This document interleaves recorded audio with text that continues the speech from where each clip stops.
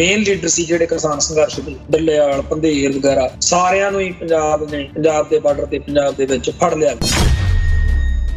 ਕੱਲ ਦਾ ਹੀ ਰੌਲਾ ਰੱਪਾ ਪੰਜਾਬ 'ਚ ਇੱਥੇ ਬਹੁਤ ਪਿਆ ਹੋਇਆ ਸੀਗਾ ਤੇ ਕੋਈ ਵੱਡਾ ਪੰਗਾ ਖੜਾ ਹੋਣ ਦੀ ਸੰਭਾਵਨਾ, ਕਿਉਂਕਿ ਲੱਡਾ ਕੋਠੀ ਦੇ ਵਿੱਚ ਸਾਰੇ ਪੰਜਾਬ ਤੋਂ ਬਹੁਤ ਵੱਡੀ ਨਫਰੀ ਦੇ ਵਿੱਚ ਪੁਲਿਸ ਨੂੰ ਇਕੱਠਾ ਕੀਤਾ ਜਾ ਰਿਹਾ ਸੀ। ਪਰ ਅੱਜ ਸ਼ੰਭੂ ਤੇ ਖਨੌਰੀ ਬਾਰਡਰ ਦੇ ਉੱਤੇ ਵੀ ਉਸੇ ਵਕਤ ਬਹੁਤ ਵੱਡੀ ਗਿਣਤੀ ਵਿੱਚ ਪੁਲਿਸ ਪਾਰਟੀ ਨੇ ਹਮਲੇ ਬੋਲੇ ਆ। ਧੂਪ ਘੜੀਸ ਚੱਲ ਰਹੀ ਆ, ਥਾਂ ਦੇ ਉੱਤੇ ਪੱਗਾਂ ਰੁਲ ਰਹੀਆਂ ਨੇ।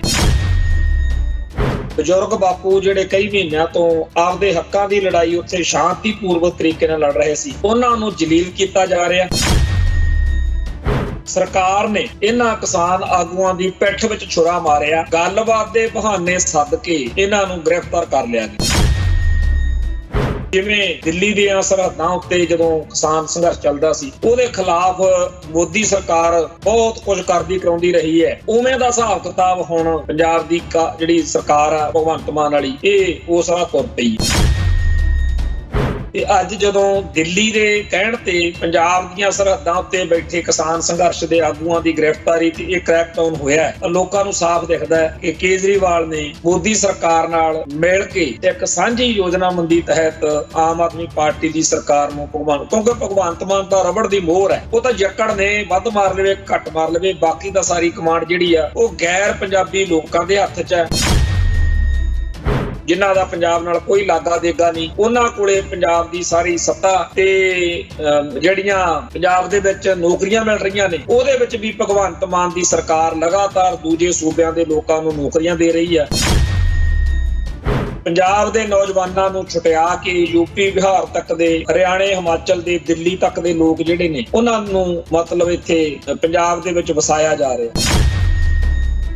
ਹੁਣ ਕੋਈ ਬਿਰਲਾ ਜਿਹਾ ਜਿਹਨੂੰ ਹਜੇ ਵੀ ਆਪਦੀ ਕੌਮ ਦੇ ਉਲਟ ਭੁਗਤਣ ਦਾ ਝੱਸ ਜਿਹਾ ਵਾ, ਜਿਨ੍ਹਾਂ ਨੂੰ ਪੰਜਾਬ ਅਤੇ ਪੰਥ ਦੇ ਖਿਲਾਫ ਖੜਨ ਦੀ ਬਿਮਾਰੀ ਆ। ਬਾਕੀ ਤਾਂ ਸਾਰਿਆਂ ਨੂੰ ਜਾਗ ਆ ਗਈ ਆ ਕਿ ਸਾਰਾ ਭਾਰਤ ਇਕੱਠਾ ਹੋਇਆ ਖੜਾ ਕਿ ਸੰਤ ਭਿੰਡਰਾਂ ਵਾਲਿਆਂ ਨੂੰ ਜਾਂ ਸਿੱਖ ਕੌਮ ਦੀ ਗੱਲ ਕਰਨ ਵਾਲਿਆਂ ਨੂੰ ਕਿਵੇਂ ਮਾੜਾ ਚੰਗਾ ਬੋਲਣਾ। ਖਾਕੀ ਵਰਦੀ ਤੇ ਦਿੱਲੀ ਦਰਬਾਰ, ਇਹ ਆਪਸ ਵਿੱਚ ਹੀ ਜਿਹੜਾ ਹਕੂਮਤੀ ਨਿਜ਼ਾਮ ਲਈ ਫਿਰਦੇ ਆ ਨਾ, ਕਿਹਾ ਤਾਂ ਇਹ ਜਾਂਦਾ ਜੀ ਬੜੀ ਵੱਡੀ ਡੈਮੋਕ੍ਰੇਸੀ ਆ। ਇਹ ਜਿਹੜਾ ਲੋਕਤੰਤਰ ਦਾ ਸ਼ੁਨਸ਼ਣਾ ਜਿਹਾ, ਇਹਦੇ 'ਚ ਕੱਖ ਨਹੀਂ ਹੈ। TV 84 ਉੱਤੇ ਪ੍ਰੋਗਰਾਮ ਖਬਰ ਦੀ ਖਬਰ ਦੇਖ ਰਿਹਾ ਹੈ ਸਾਰੇ ਦਰਸ਼ਕਾਂ ਨੂੰ ਮੈਂ ਸਰਬਜੀਤ ਸਿੰਘ ਘੁਮਾਣ ਫਤਿਹ ਅੱਜ ਕਰਦਾ ਜੀ। ਵਾਹਿਗੁਰੂ ਜੀ ਕਾ ਖਾਲਸਾ, ਵਾਹਿਗੁਰੂ ਜੀ ਕੀ ਫਤਿਹ।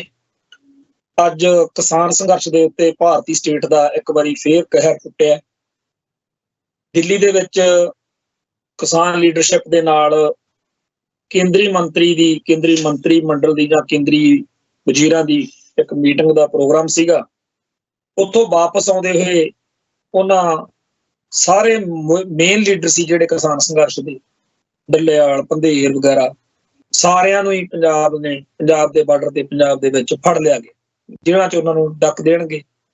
ਇਹਦੇ ਨਾਲ ਹੀ ਸ਼ੰਭੂ ਤੇ ਖਨੌਰੀ ਬਾਰਡਰ ਤੇ ਕੱਲ ਦਾ ਹੀ ਰੌਲਾ ਰੱਪਾ ਪੰਜਾਬ 'ਚ ਇੱਥੇ ਬਹੁਤ ਪਿਆ ਹੋਇਆ ਸੀਗਾ ਤੇ ਕੋਈ ਵੱਡਾ ਪੰਗਾ ਖੜਾ ਹੋਣ ਦੀ ਸੰਭਾਵਨਾ, ਕਿਉਂਕਿ ਲੱਡਾ ਕੋਠੀ ਦੇ ਵਿੱਚ ਸਾਰੇ ਪੰਜਾਬ ਤੋਂ ਬਹੁਤ ਵੱਡੀ ਨਫਰੀ ਦੇ ਵਿੱਚ ਪੁਲਿਸ ਨੂੰ ਇਕੱਠਾ ਕੀਤਾ ਜਾ ਰਿਹਾ ਸੀ ਸੰਗਰੂਰ ਜ਼ਿਲ੍ਹੇ 'ਚ। ਇਹ ਤੋਂ ਬਿਨਾਂ ਹੋਰ ਵੀ ਬਹੁਤ ਸਾਰੀਆਂ ਇਹੋ ਜਿਹੀਆਂ ਖਬਰਾਂ ਕਨਸੂਆਂ ਕੱਲ ਤੋਂ ਚੱਲ ਰਹੀਆਂ ਸੀਗੀਆਂ, ਸਮਝ ਨਹੀਂ ਸੀ ਆ ਰਹੀ ਲੋਕਾਂ ਨੂੰ ਵੀ ਚੱਕਰ ਕੀ ਹੈ। ਪਰ ਅੱਜ ਸ਼ੰਭੂ ਤੇ ਖਨੌਰੀ ਬਾਰਡਰ ਦੇ ਉੱਤੇ ਵੀ ਉਸੇ ਵਕਤ ਬਹੁਤ ਵੱਡੀ ਗਿਣਤੀ ਵਿੱਚ ਪੁਲਿਸ ਪਾਰਟੀ ਨੇ ਹਮਲੇ ਬੋਲੇ ਆ। ਧੂਪ ਘੜੀਸ ਚੱਲ ਰਹੀ ਆ ਇਸ ਮੌਕੇ ਜਦੋਂ ਅਸੀਂ ਤੁਹਾਡੇ ਨਾਲ ਚਰਚਾ ਕਰ ਰਹੇ ਹਾਂ। ਥਾਂ ਦੇ ਉੱਤੇ ਪੱਗਾਂ ਰੁਲ ਰਹੀਆਂ ਨੇ ਤੇ ਆਮ ਆਦਮੀ ਪਾਰਟੀ ਦੀ ਸਰਕਾਰ ਦੇ ਖਿਲਾਫ ਲੋਕਾਂ 'ਚ ਬੜਾ ਰੋਹ ਆ। ਬਜ਼ੁਰਗ ਬਾਪੂ ਜਿਹੜੇ ਕਈ ਮਹੀਨਿਆਂ ਤੋਂ ਆਪਦੇ ਹੱਕਾਂ ਦੀ ਲੜਾਈ ਉੱਥੇ ਸ਼ਾਂਤੀਪੂਰਵਕ ਤਰੀਕੇ ਨਾਲ ਲੜ ਰਹੇ ਸੀ, ਉਹਨਾਂ ਨੂੰ ਜਲੀਲ ਕੀਤਾ ਜਾ ਰਿਹਾ। ਲੀਡਰਾਂ ਨੂੰ ਪਹਿਲਾਂ ਹੀ ਫੜ ਲਿਆ ਗਿਆ ਤੇ ਜਿਹੜੀਆਂ ਮੰਗਾਂ ਮੰਨਣ ਦੀ ਬਾਤ ਪਾ ਕੇ ਬਹਾਨਾ ਬਣਾ ਕੇ ਸੱਦਿਆ ਸੀ, ਉਹ ਹੁਣ ਸ਼ਾਇਦ ਹੀ ਕੋਈ ਗੱਲ ਅੱਗੇ ਤੁਰੀ। ਕਹਿਣ ਤੋਂ ਭਾਵ ਇਹ ਹੈ ਕਿ ਸਰਕਾਰ ਨੇ ਇਹਨਾਂ ਕਿਸਾਨ ਆਗੂਆਂ ਦੀ ਪਿੱਠ ਵਿੱਚ ਛੁਰਾ ਮਾਰਿਆ, ਗੱਲਬਾਤ ਦੇ ਬਹਾਨੇ ਸੱਦ ਕੇ ਇਹਨਾਂ ਨੂੰ ਗ੍ਰਿਫਤਾਰ ਕਰ ਲਿਆ ਗਿਆ। ਬਹੁਤੇ ਲੋਕਾਂ ਨੂੰ ਇਸ ਗੱਲ ਦਾ ਕੋਈ ਆਸਾਰ ਜਾਂ ਇਮਕਾਨ ਨਹੀਂ ਸੀ, ਅੰਦਾਜ਼ਾ ਨਹੀਂ ਸੀ ਤੇ ਵਿਸਰ ਭੋਲ ਕਾਬੂ ਆ ਗਈ। ਜਦੋਂ ਕਿਸੇ ਗੱਲ ਦਾ ਚਿੱਤ ਚੇਤਾ ਹੀ ਨਾ ਹੋਵੇ, ਉਹ ਵਾਪਰ ਜਾਵੇ ਤਾਂ ਇੱਕ ਵਾਰੀ ਬਹੁਤ ਭਾਰੀ ਜਿਹੜੀ ਆ ਸਦਮੇ ਜਿਹੀ ਵਾਲੀ ਗੱਲ ਬਣ ਜਾਂਦੀ ਹੈ। ਤੇ ਲੋਕ ਚਾਹੁੰਦੇ ਹੁੰਦੇ ਆ ਕਿ ਅਸੀਂ ਆਪਣੇ ਚਹੇਤਿਆਂ ਦਾ, ਆਪਣੇ ਪਰਿਵਾਰਕ ਮੈਂਬਰਾਂ ਦਾ ਪਤਾ ਕਰੀਏ, ਤੇ ਇਸ ਗੱਲ ਦੇ ਵਿੱਚ ਸਭ ਤੋਂ ਵੱਧ ਲੋੜ ਹੁੰਦੀ ਆ ਕਿ ਮੋਬਾਈਲ ਤੇ ਫੋਨ ਕਰਕੇ ਪਤਾ ਕਰ ਲੈਂਦੇ ਆ। ਪਰ ਖਨੌਰੀ, ਸ਼ੰਭੂ ਤੇ ਹੋਰ ਬਹੁਤ ਸਾਰੇ ਪੰਜਾਬ ਦੇ ਇਲਾਕਿਆਂ ਦੇ ਵਿੱਚ ਇੰਟਰਨੈਟ ਦੀ ਸਰਵਿਸ ਜਿਹੜੀ ਆ ਉਹ ਬੰਦ ਕਰ ਦਿੱਤੀ ਗਈ। ਕੁੱਲ ਮਿਲਾ ਕੇ ਜਿਵੇਂ ਦਿੱਲੀ ਦੀਆਂ ਸਰਹੱਦਾਂ ਉੱਤੇ ਜਦੋਂ ਕਿਸਾਨ ਸੰਘਰਸ਼ ਚੱਲਦਾ ਸੀ, ਉਹਦੇ ਖਿਲਾਫ ਮੋਦੀ ਸਰਕਾਰ ਬਹੁਤ ਕੁਝ ਕਰਦੀ ਕਰਾਉਂਦੀ ਰਹੀ ਹੈ, ਉਵੇਂ ਦਾ ਹਿਸਾਬ ਕਿਤਾਬ ਹੁਣ ਪੰਜਾਬ ਦੀ ਜਿਹੜੀ ਸਰਕਾਰ ਆ ਭਗਵੰਤ ਮਾਨ ਵਾਲੀ, ਇਹ ਉਸ ਰਾਹ ਤੁਰ ਪਈ ਹੈ। ਪੰਜਾਬ ਦੇ ਵਿੱਚ ਕੇਜਰੀਵਾਲ ਪਧਾਰਿਆ ਹੋਇਆ, ਇੱਥੇ ਕੋਈ ਵਿਪਾਸ਼ਨਾ ਪਤਾ ਨਹੀਂ ਕੋਈ ਹੋਣਾ ਇਹਨਾਂ ਦਾ ਵਿਚਾਰਿਆਂ ਦਾ, ਕੋਈ ਹੁਸ਼ਿਆਰਪੁਰ ਇਲਾਕੇ 'ਚ ਜਿੱਥੇ ਕੋਈ ਮੈਡੀਟੇਸ਼ਨ ਕਰਦੇ ਕਰਾਉਂਦੇ ਆ, ਤੇ ਉੱਥੋਂ ਨਿਕਲ ਕੇ ਅੰਮ੍ਰਿਤਸਰ ਆਇਆ। ਇੱਥੇ ਕਹਿੰਦੇ ਆ ਵੀ ਲਕਸ਼ਮੀ ਕਾਂਤਾ ਚਾਵਲਾ ਜਿਹੜੀ ਬਦਨਾਮ ਜਨਾਨੀ ਆ, ਜਿਹਨੇ ਜੂਨ 1984 'ਚ ਸਾਡੇ ਸਭ ਤੋਂ ਮੁਕੱਦਸ ਅਸਥਾਨ ਦਰਬਾਰ ਸਾਹਿਬ ਦੇ ਉੱਤੇ ਹਮਲੇ ਦੀ ਬੜੀ ਖੁਸ਼ੀ ਮਨਾਈ ਸੀ, ਲੱਡੂ ਵੰਡੇ, ਭੰਗੜੇ ਪਾਏ, ਤੇ ਉਸ ਤੋਂ ਬਾਅਦ 'ਚ ਬੜੇ ਸਾਲਾਂ ਤੱਕ ਹਰ ਸਾਲ ਉਹ ਕੋਈ ਨਾ ਕੋਈ ਬਹਾਨਾ ਬਣਾ ਕੇ ਦਰਬਾਰ ਸਾਹਿਬ ਚਲੇ ਜਾਂਦੀ। ਦਰਬਾਰ ਸਾਹਿਬ ਦੇ ਬਾਹਰ ਇੱਕ ਮੰਦਿਰ ਆ, ਉਸ ਮੰਦਿਰ ਦੇ ਕੋਲੇ ਖੜ ਕੇ ਉਹ ਢੋਲ ਵਜਾਉਂਦੀ ਤੇ ਉੱਥੇ ਮਿੱਠਾ ਲੱਡੂ ਵਗੈਰਾ ਵੰਡਦੀ ਹੁੰਦੀ ਆ, ਕਿਉਂਕਿ ਉਹ ਦਿਖਾਉਂਦੀ ਤਾਂ ਇਹ ਆ ਕਿ ਮੈਨੂੰ ਬੜੀ ਖੁਸ਼ੀ ਆ, ਸੰਤ ਭਿੰਡਰਾਂ ਵਾਲੇ ਤੇ ਸਿੱਖਾਂ ਦਾ ਇੱਥੇ ਕਤਲੇਆਮ ਹੋਇਆ ਸੀ ਅੱਜ ਦੇ ਦਿਨ। ਪਰ ਉਹ ਬਹਾਨਾ ਬਣਾ ਲੈਂਦੀ ਆ ਕਿ ਸਾਨੂੰ ਜੀ ਫਲਾਨੀ ਗੱਲ ਕਰਕੇ ਅਸੀਂ ਇਹਦੀ ਇੱਥੇ ਸੁੱਖ ਰੱਖੀ ਸੀ, ਸੁੱਖ ਮੰਗੀ ਸੀ, ਅਸੀਂ ਇਹਦੀ ਸੁੱਖ ਲਾਉਣ ਆਏ ਆ। ਸੋ ਉਸ ਬਦਕਾਰ ਜਨਾਨੀ ਦਾ ਸਾਰੇ ਸਿੱਖ ਮਨਾਂ ਦੇ ਵਿੱਚ ਬੜਾ ਰੋਹ ਹੈ। ਉਹਦੇ ਕੋਲ ਕੇਜਰੀਵਾਲ ਪਹੁੰਚਿਆ। ਉਸ ਤੋਂ ਬਾਅਦ ਵਿੱਚ ਹੋਰ ਕਈ ਗੱਲਾਂ ਦੇ ਬਾਰੇ ਲੋਕਾਂ 'ਚ ਚਰਚਾ ਛਿੜੀ ਸੀ, ਤੇ ਅੱਜ ਜਦੋਂ ਦਿੱਲੀ ਦੇ ਕਹਿਣ ਤੇ ਪੰਜਾਬ ਦੀਆਂ ਸਰਹੱਦਾਂ ਉੱਤੇ ਬੈਠੇ ਕਿਸਾਨ ਸੰਘਰਸ਼ ਦੇ ਆਗੂਆਂ ਦੀ ਗ੍ਰਿਫਤਾਰੀ ਤੇ ਇਹ ਕ੍ਰੈਕਡਾਊਨ ਹੋਇਆ, ਤਾਂ ਲੋਕਾਂ ਨੂੰ ਸਾਫ਼ ਦਿਖਦਾ ਹੈ ਕਿ ਕੇਜਰੀਵਾਲ ਨੇ ਮੋਦੀ ਸਰਕਾਰ ਨਾਲ ਮਿਲ ਕੇ ਇੱਕ ਸਾਂਝੀ ਯੋਜਨਾਬੰਦੀ ਤਹਿਤ ਆਮ ਆਦਮੀ ਪਾਰਟੀ ਦੀ ਸਰਕਾਰ ਨੂੰ ਕਿਉਂਕਿ ਭਗਵੰਤ ਮਾਨ ਦਾ ਰਬੜ ਦੀ ਮੋਹਰ ਹੈ, ਉਹ ਤਾਂ ਜੱਕੜ ਨੇ, ਵੱਧ ਮਾਰ ਲਵੇ ਘੱਟ ਮਾਰ ਲਵੇ, ਬਾਕੀ ਦਾ ਸਾਰੀ ਕਮਾਂਡ ਜਿਹੜੀ ਆ ਉਹ ਗੈਰ ਪੰਜਾਬੀ ਲੋਕਾਂ ਦੇ ਹੱਥ 'ਚ ਹੈ। ਬਹੁਤ ਵੱਡੀ ਗਿਣਤੀ ਵਿੱਚ ਕੇਜਰੀਵਾਲ ਦਾ ਲਾਣਾ ਜਿਹੜਾ ਪੰਜਾਬ ਦੇ ਵਿੱਚ ਆਇਆ ਹੋਇਆ, ਛਾਇਆ ਹੋਇਆ, ਕੋਈ ਸਕਸੈਨਾ, ਕੋਈ ਹੋਰ ਇਹੋ ਜਿਹੇ ਨਾਮਾਂ ਵਾਲੇ ਬੰਦੇ ਜਿਹੜੇ ਨੇ ਜਿਨ੍ਹਾਂ ਦਾ ਪੰਜਾਬ ਨਾਲ ਕੋਈ ਲਾਗਾ ਦੇਗਾ ਨਹੀਂ, ਉਹਨਾਂ ਕੋਲੇ ਪੰਜਾਬ ਦੀ ਸਾਰੀ ਸੱਤਾ ਤੇ ਜਿਹੜੀਆਂ ਪੰਜਾਬ ਦੇ ਵਿੱਚ ਨੌਕਰੀਆਂ ਮਿਲ ਰਹੀਆਂ ਨੇ, ਉਹਦੇ ਵਿੱਚ ਵੀ ਭਗਵੰਤ ਮਾਨ ਦੀ ਸਰਕਾਰ ਲਗਾਤਾਰ ਦੂਜੇ ਸੂਬਿਆਂ ਦੇ ਲੋਕਾਂ ਨੂੰ ਨੌਕਰੀਆਂ ਦੇ ਰਹੀ ਆ। ਪੰਜਾਬ ਦੇ ਨੌਜਵਾਨਾਂ ਨੂੰ ਛੁਟਿਆ ਕੇ ਯੂਪੀ, ਬਿਹਾਰ ਤੱਕ ਦੇ, ਹਰਿਆਣੇ, ਹਿਮਾਚਲ ਦੇ, ਦਿੱਲੀ ਤੱਕ ਦੇ ਲੋਕ ਜਿਹੜੇ ਨੇ ਉਹਨਾਂ ਨੂੰ ਮਤਲਬ ਇੱਥੇ ਪੰਜਾਬ ਦੇ ਵਿੱਚ ਵਸਾਇਆ ਜਾ ਰਿਹਾ। ਚੰਡੀਗੜ੍ਹ, ਮੋਹਾਲੀ ਦੇ ਵਿੱਚ ਇਸ ਮੌਕੇ ਹਿਮਾਚਲ ਪ੍ਰਦੇਸ਼ ਦੇ ਲੋਕਾਂ ਦੀ ਪੂਰੀ ਬੱਲੇ ਬੱਲੇ ਹੈ। ਹਿਮਾਚਲ ਪ੍ਰਦੇਸ਼ ਦੇ ਲੋਕਾਂ ਨੇ ਤਾਂ ਇੱਕ ਕਲੋਨੀ ਉੱਥੇ ਮੋਹਾਲੀ ਦੇ ਇਲਾਕੇ 'ਚ ਬਣਾਈ ਆ, ਜਿੱਥੇ ਕੋਈ ਗੈਰ ਪੰਜਾਬੀ ਬਾਰੇ ਲਿਖਿਆ ਹੋਇਆ ਵੀ ਪੰਜਾਬ ਦਾ ਬੰਦਾ ਉੱਥੇ ਕੋਈ ਜ਼ਮੀਨ ਜਾਇਦਾਦ ਜਾਂ ਕੋਠੀ ਕਾਰ ਨਹੀਂ ਖਰੀਦ ਸਕਦਾ। ਉਹ ਇੱਕ ਇਹੋ ਜਿਹਾ ਜਾਣੀ ਕਿ ਜਿਵੇਂ ਕਿਸੇ ਬਦਮਾਸ਼ ਦਾ, ਕਿਸੇ ਡਾਊਨ ਦਾ ਅੱਡਾ ਹੁੰਦਾ, ਉਵੇਂ ਦਾ ਇਲਾਕਾ ਬਣਿਆ ਹੋਇਆ, ਕਿਉਂਕਿ ਫਿਰ ਉਸ ਇਲਾਕੇ ਵਿੱਚ ਪੰਜਾਬੀ ਬੰਦਾ ਜਾਣ ਤੋਂ ਵੀ ਕਤਰਾਉਂਦਾ। ਸੋ ਇਸ ਤਰੀਕੇ ਦੇ ਪੰਜਾਬ ਦੇ ਵਿੱਚ ਹੋਰ ਵੀ ਕਈ ਜਿਹੜੇ ਆ ਨਵੇਂ ਰੰਗ ਉਹ ਦੇਖਣ ਨੂੰ ਮਿਲ ਰਹੇ ਨੇ। ਤੇ ਆਹ ਜਿਹੜਾ ਕਿਸਾਨ ਸੰਘਰਸ਼ ਉੱਤੇ ਕ੍ਰੈਕਡਾਊਨ ਆ, ਇਹਦੇ ਬਾਰੇ ਲੋਕਾਂ 'ਚ ਕੱਲ ਤੋਂ ਹੀ ਸੀਗਾ ਵੀ ਕੋਈ ਹੋਣ ਵਾਲਾ ਵੱਡਾ, ਪਰ ਇਹਦਾ ਨਹੀਂ ਸੀ ਪਤਾ। ਲੋਕਾਂ ਨੂੰ ਲੱਗਦਾ ਸੀ ਜਿਹੜਾ ਹਿਮਾਚਲ ਪ੍ਰਦੇਸ਼ ਦੇ ਵਿੱਚ ਇੱਕ ਬਾਂਦਰ ਮੂਹੇ ਜੇ ਨੇ, ਅਮਨ ਸੂਦ ਨੇ ਗੰਦ ਪਾਇਆ, ਵੀ ਸ਼ਾਇਦ ਉਹਦੇ ਮਾਮਲੇ ਵਿੱਚ ਕੋਈ ਗੱਲ ਹੋਣੀ ਹੋਵੇ, ਕਿਉਂਕਿ ਇੱਥੇ ਪੰਜਾਬ ਦੇ ਵਿੱਚ ਉਸ ਗੱਲ ਨੇ ਬਹੁਤ ਜ਼ਿਆਦਾ ਰੋਸ ਇੱਥੇ ਅੱਜ ਹੁਸ਼ਿਆਰਪੁਰ ਦੀਆਂ ਸਿੱਖ ਨੌਜਵਾਨ ਜਥੇਬੰਦੀਆਂ ਨੇ ਉੱਥੇ ਹਿਮਾਚਲ ਪ੍ਰਦੇਸ਼ ਨੂੰ ਜਾਣ ਦਾ, ਝੰਡੇ ਡੰਡੇ ਲਾ ਕੇ, ਜਕਾਰੇ ਛੱਡ ਕੇ, ਸੰਤਾਂ ਦੇ ਸਟਿੱਕਰ ਪੋਸਟਰਾਂ ਦੇ ਨਾਲ ਜਾਣ ਦਾ ਐਲਾਨ ਕੀਤਾ ਹੋਇਆ ਸੀ। ਉੱਥੇ ਬਹੁਤ ਵੱਡੀ ਗਿਣਤੀ ਵਿੱਚ ਪੁਲਿਸ ਨਫਰੀ ਨੇ ਰੋਕਣਾ ਚਾਹਿਆ, ਪਰ ਕਾਮਯਾਬ ਨਹੀਂ ਹੋ ਸਕੇ। ਕੁੱਲ ਮਿਲਾ ਕੇ ਅੱਜ ਸਿੱਖ ਜਵਾਨੀ ਨੇ ਇਹ ਦਿਖਾ ਦਿੱਤਾ ਕਿ ਸੰਤ ਭਿੰਡਰਾਂ ਵਾਲਿਆਂ ਦੀ, ਸਿੱਖ ਸੰਘਰਸ਼ ਦੀ, ਖਾਲਿਸਤਾਨ ਦੀ ਗੱਲ ਅੱਜ ਵੀ ਉਨੀ ਸ਼ਾਨ ਨਾਲ ਜਿਉਂਦੀ ਜਾਗਦੀ ਹੈ। ਕਈ ਭਰਾ ਤਾਂ ਇੱਥੋਂ ਤੱਕ ਕਹਿ ਰਹੇ ਨੇ ਕਿ ਅਮਨ ਸੂਦ ਦਾ ਧੰਨਵਾਦ ਕਰੋ ਜਿਹਨੇ ਸੁੱਤੇ ਪਿਆ ਨੂੰ ਵੀ ਜਗਾ ਦਿੱਤਾ। ਹੁਣ ਕੋਈ ਬਿਰਲਾ ਜਿਹਾ ਜਿਹਨੂੰ ਹਜੇ ਵੀ ਆਪਦੀ ਕੌਮ ਦੇ ਉਲਟ ਭੁਗਤਣ ਦਾ ਝੱਸ ਲਿਆ ਵਾ, ਜਿਨ੍ਹਾਂ ਨੂੰ ਪੰਜਾਬ ਅਤੇ ਪੰਥ ਦੇ ਖਿਲਾਫ ਖੜਨ ਦੀ ਬਿਮਾਰੀ ਆ। ਬਾਕੀ ਤਾਂ ਸਾਰਿਆਂ ਨੂੰ ਜਾਗ ਆ ਗਈ ਆ ਕਿ ਸਾਰਾ ਭਾਰਤ ਇਕੱਠਾ ਹੋਇਆ ਖੜਾ ਕਿ ਸੰਤ ਭਿੰਡਰਾਂ ਵਾਲਿਆਂ ਨੂੰ ਜਾਂ ਸਿੱਖ ਕੌਮ ਦੀ ਗੱਲ ਕਰਨ ਵਾਲਿਆਂ ਨੂੰ ਕਿਵੇਂ ਮਾੜਾ ਚੰਗਾ ਬੋਲਣਾ। ਬਹੁਤ ਵਧੀਆ ਲੱਗਦਾ ਹੈ ਟੀਵੀ ਚੈਨਲਾਂ ਦੇ ਉੱਤੇ ਸਾਡੀ ਕੌਮ ਦੀ ਜਵਾਨੀ, ਨੌਜਵਾਨ ਜਿਹੜੇ ਨੇ ਉਹ 25-25, 30-30 ਜਾਣੇ ਜਿਹੜੇ ਨੇ ਉਹਨਾਂ ਦੇ ਵਿਚਾਲੇ ਬਹਿ ਕੇ ਆਪਦੀ ਗੱਲ ਕਰਦੇ ਆ। ਇੱਕ ਪਾਸੇ ਮਾਤਾ ਦਾ ਮਾਲ ਬਣੇ ਹੋਏ ਐਂਕਰ ਤੇ ਸਿੱਖੀ ਦੀਆਂ ਜੜ੍ਹਾਂ 'ਚ ਆਰੀ ਪਾਉਣ ਵਾਲੀ RSS ਦੀ ਬੋਲੀ ਬੋਲਣ ਵਾਲੇ ਬਹੁਤ ਸਾਰੇ ਸਾਬਕਾ ਫੈਡਰੇਸ਼ਨੀਏ ਤੇ ਹੋਰ ਲੱਲੜ ਪੱਲੜ ਪੂਰਾ ਜਾਹੋ ਜਲਾਲ ਦੇ ਨਾਲ ਲੱਗੇ ਹੁੰਦੇ ਨੇ। ਤੇ ਉੱਥੇ ਜਦੋਂ ਪੂਰਾ ਅਗਲੇ ਡਟ ਕੇ ਸੰਤ ਭਿੰਡਰਾਂ ਵਾਲਿਆਂ ਦੇ ਖਿਲਾਫ ਤੇ ਖਾਲਿਸਤਾਨ ਦੇ ਖਿਲਾਫ ਟੀਵੀ ਚੈਨਲਾਂ ਦੇ ਉੱਤੇ ਰੌਣਕਾਂ ਲਾਉਂਦੇ ਆ, ਤੇ ਸਾਡੀ ਕੌਮ ਦੀ ਜਵਾਨੀ ਪੂਰੀ ਸ਼ਾਨ ਦੇ ਨਾਲ ਪੱਖ ਪੇਸ਼ ਕਰਦੀ ਹੈ। ਇਸ ਤਰ੍ਹਾਂ ਦੀਆਂ ਗੱਲਾਂ ਅੱਜ ਦੇ ਸਮੇਂ 'ਚ ਬੜੀਆਂ ਨੈਰੇਟਿਵ ਸਿਰਜਣ ਦੇ ਵਿੱਚ ਬੜੀਆਂ ਜ਼ਰੂਰੀ ਹੁੰਦੀਆਂ ਨੇ। ਚੰਗਾ ਲੱਗਦਾ ਜਦੋਂ ਕੌਮ ਦੀ ਜਵਾਨੀ ਗੱਲ ਕਰਦੀ ਆ। ਤੇ ਇਹਦੇ ਵਿੱਚ ਇਹ ਜਦੋਂ ਤੱਥ ਰੱਖਿਆ ਜਾਂਦਾ ਕਿ ਆਹ ਲਓ ਜੀ, ਹੁਣ ਤੱਕ ਸੈਂਕੜੇ ਵਾਰ ਭਾਰਤ ਦੀਆਂ ਅਦਾਲਤਾਂ ਨੇ ਉਹਨਾਂ ਸਿੱਖਾਂ ਨੂੰ ਸਾਫ਼ ਬਰੀ ਕੀਤਾ ਹੈ ਜਿਨ੍ਹਾਂ ਦੇ ਉੱਤੇ ਤੁਸੀਂ ਇਹ ਪਰਚਾ ਮੁਕੱਦਮਾ ਦਰਜ ਕਰਾਇਆ ਸੀ ਕਿ ਇਹਨੇ ਖਾਲਿਸਤਾਨ ਦਾ ਨਾਅਰਾ ਲਾਇਆ। ਸੋ ਉਹ ਜਿਹੜੀਆਂ ਜੱਜਮੈਂਟਾਂ ਕੱਢੀ ਫਿਰਦੇ ਆ, ਤੇ ਜਿਹੜੇ ਜੱਜਮੈਂਟਾਂ ਤੋਂ ਅੱਗੇ ਵੀ RTI ਪਾ ਕੇ ਪੁੱਛਿਆ ਗਿਆ, ਮੇਰੇ ਸਾਹਮਣੇ ਵੀ ਇੱਕ RTI ਪਈ ਆ, ਉਹਦੇ ਵਿੱਚ RTI ਪਾ ਕੇ ਪੁੱਛਿਆ ਗਿਆ ਕਿ ਜੀ ਦੱਸੋ ਖਾਲਿਸਤਾਨ ਸ਼ਬਦ ਜਿਹੜਾ ਹੈ ਉਹਦੇ ਬਾਰੇ ਸਟੇਟ ਦਾ, ਹਕੂਮਤ ਦਾ ਕੀ ਨਜ਼ਰੀਆ। ਸੋ ਉਹਦੇ ਵਿੱਚ ਸਾਫ਼ ਤੌਰ ਤੇ ਲਿਖਿਆ ਹੋਇਆ ਹੈ ਕਿ ਖਾਲਿਸਤਾਨ ਸ਼ਬਦ ਦੀ ਵਰਤੋਂ ਕਰਨਾ ਕੋਈ ਜੁਰਮ ਨਹੀਂ। ਇਹ RTI ਪਾ ਕੇ ਕਿਸੇ ਨੇ ਪੁੱਛਿਆ ਤੇ ਪੰਜਾਬ ਸਰਕਾਰ ਨੇ ਸੂਚਨਾ ਅਧਿਕਾਰ ਐਕਟ 2025 ਅਨੁਸਾਰ ਇਹ ਗੱਲ ਦੱਸੀ ਹੈ ਕਿ ਖਾਲਿਸਤਾਨ ਸ਼ਬਦ ਦੀ ਵਰਤੋਂ ਕਰਨਾ ਕੋਈ ਜੁਰਮ ਨਹੀਂ ਹੈ। ਤੇ ਦੂਸਰੇ ਪਾਸੇ ਇੱਕ ਕਿਸੇ ਹੋਰ ਸੱਜਣ ਨੇ RTI ਪਾਈ, ਬੜੇ ਸਤਿਕਾਰਯੋਗ ਸੱਜਣ ਨੇ, DS ਗਿੱਲ, ਜਿਹੜੇ ਪੰਜਾਬ ਮਨੁੱਖੀ ਅਧਿਕਾਰ ਸੰਗਠਨ ਦੇ ਚੇਅਰਮੈਨ ਨੇ, ਐਡਵੋਕੇਟ ਰਹੇ ਨੇ, ਬੜਾ ਉਹਨਾਂ ਨੇ ਕੰਮ ਕੀਤਾ ਖਾੜਕੂ ਸੰਘਰਸ਼ ਦੇ ਦਿਨਾਂ 'ਚ।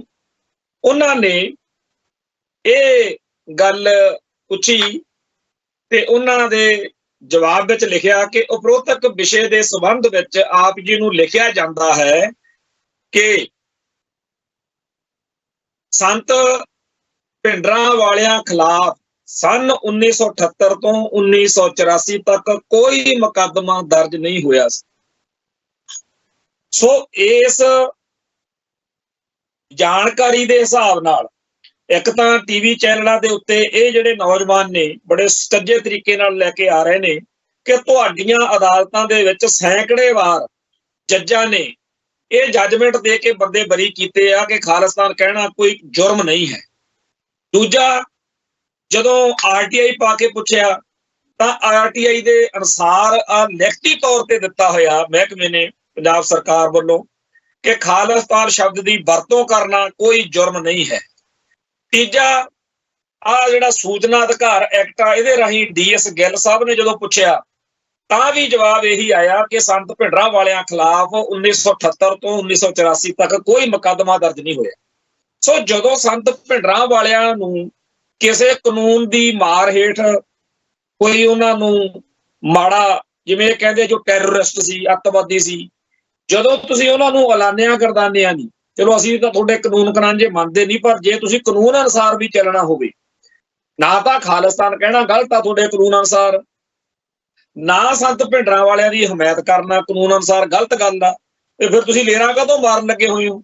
ਫੇਰ ਤਾਂ ਉਹ ਜਿਹੜਾ ਅਮਨ ਸੂਦ ਆ ਉਹਦੇ ਉੱਤੇ ਮੁਕੱਦਮਾ ਦਰਜ ਕਰਕੇ ਅੰਦਰ ਸਿੱਟਣਾ ਚਾਹੀਦਾ ਜਿਹਨੇ ਏਡਾ ਨਾਬੂ ਲਾਇਆ ਪਿਆ, ਪਰ ਉਹਨੂੰ ਨਹੀਂ ਫੜਨਾ। ਉਹ ਟੀਵੀ ਚੈਨਲਾਂ ਦੇ ਉੱਤੇ ਅੱਜ ਵੀ ਭਗਾਈ ਮਾਰਦਾ। ਅੱਜ ਤਾਂ, ਕੱਲ ਤਾਂ ਬਿਮਾਰੀ ਹੋਰ ਸੀ, ਅੱਜ ਤਾਂ ਕਾਫੀ ਫਰਕ ਪਿਆ ਹੋਇਆ ਰੋਗ ਦਾ। ਬਹੁਤ ਸਾਰੇ ਪੱਤਰਕਾਰ ਭਾਈਚਾਰੇ ਦੇ ਵਿੱਚੋਂ ਬੰਦਿਆਂ ਨੇ ਉਹਨੂੰ ਔਖੇ ਸਵਾਲ ਪੁੱਛੇ ਆ ਵੀ ਤੁਸੀਂ ਬਿਨਾਂ ਕਿਸੇ ਗੱਲ ਤੋਂ, ਨਾ ਤੁਸੀਂ ਪੁਲਿਸ ਚੋਂ, ਨਾ ਤੁਸੀਂ ਫੌਜ ਚੋਂ, ਤੁਸੀਂ ਨਾ ਰਾਜ ਚ, ਨਾ IB ਚ, ਵੀ ਤੁਸੀਂ ਕਾਹਤੋਂ ਪੂਛ ਚੱਕੀ ਹੋਈ ਆ? ਉਹਨੂੰ ਗੱਲ ਨਹੀਂ ਆਉਂਦੀ, ਉਹਦੇ ਕੋਲੇ ਕੋਈ ਤਰਕ, ਕੋਈ ਦਲੀਲ ਨਹੀਂ ਹੈ। ਪਰ ਇਸ ਬਹਾਨੇ ਬਹੁਤ ਸਾਰਾ ਕੁਝ ਜਿਹੜਾ ਹੈਗਾ ਸਾਨੂੰ ਕਹਿਣ ਸੁਣਨ ਦਾ ਮੌਕਾ ਮਿਲ ਗਿਆ। ਤੇ ਬਹੁਤ ਸਾਡੀ ਕੌਮ ਨੇ ਇਸ ਮੌਕੇ ਆਪਣਾ ਪੱਖ ਜਿਹੜਾ ਸੱਜੇ ਤਰੀਕੇ ਨਾਲ ਰੱਖਿਆ। ਤੇ ਇਸ ਬਹਾਨੇ ਕਈ ਚੀਜ਼ਾਂ ਨੰਗੀਆਂ ਹੋ ਰਹੀਆਂ ਨੇ। ਇੱਕ ਅੰਮ੍ਰਿਤਸਰ ਤੋਂ ਡਾਕਟਰ ਸੀਗਾ, ਉਹਦਾ ਅਕਾਊਂਟ ਦੇ ਉੱਤੋਂ ਬੜੀ ਭੈੜੀ ਸ਼ਬਦਾਵਲੀ ਸਿੱਖ ਕੌਮ ਦੇ ਖਿਲਾਫ, ਜਿਵੇਂ ਕਹਿੰਦੇ ਹੁੰਦੇ ਆ ਵੀ ਜੂਨ 84 ਚੇਤੇ ਕਰਾ ਦਿਆਂਗੇ, ਉਸ ਤਰ੍ਹਾਂ ਦੀ ਦੇਖਣ ਨੂੰ ਮਿਲੀ।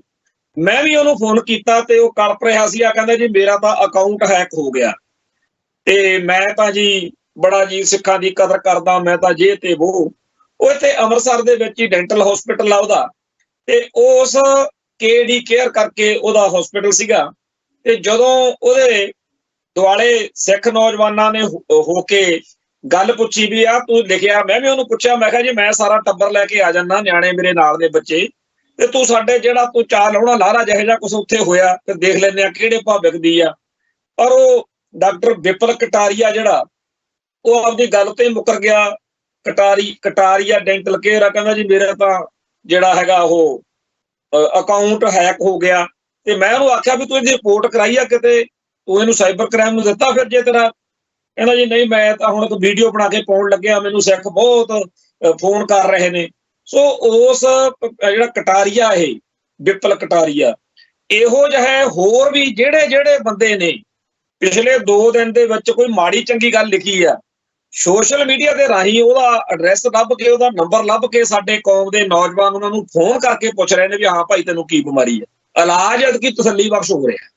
ਇਹ ਬੜੀ ਚੰਗੀ ਗੱਲ ਆ, ਕਿਉਂਕਿ ਜੇ ਉਹਨਾਂ ਨੂੰ ਹੱਕ ਆ ਤਾਂ ਸਾਨੂੰ ਵੀ ਹੱਕ ਆ ਭਾਈ ਆਪਦੀ ਇੱਥੇ ਗੱਲ ਕਰਨ ਦਾ। ਤੇ ਸਾਡੀ ਨੌਜਵਾਨ ਪੀੜ੍ਹੀ ਦੇ ਜਿਹੜੇ ਢੰਗ ਤਰੀਕੇ ਨੇ, ਉਹਨਾਂ ਬਾਰੇ ਮੈਨੂੰ ਬੜਾ ਚੰਗਾ ਲੱਗਦਾ ਕਿ ਇਹਨਾਂ ਨੇ ਜ਼ਿੰਮੇਵਾਰੀ ਸਾਂਭ ਲਈ।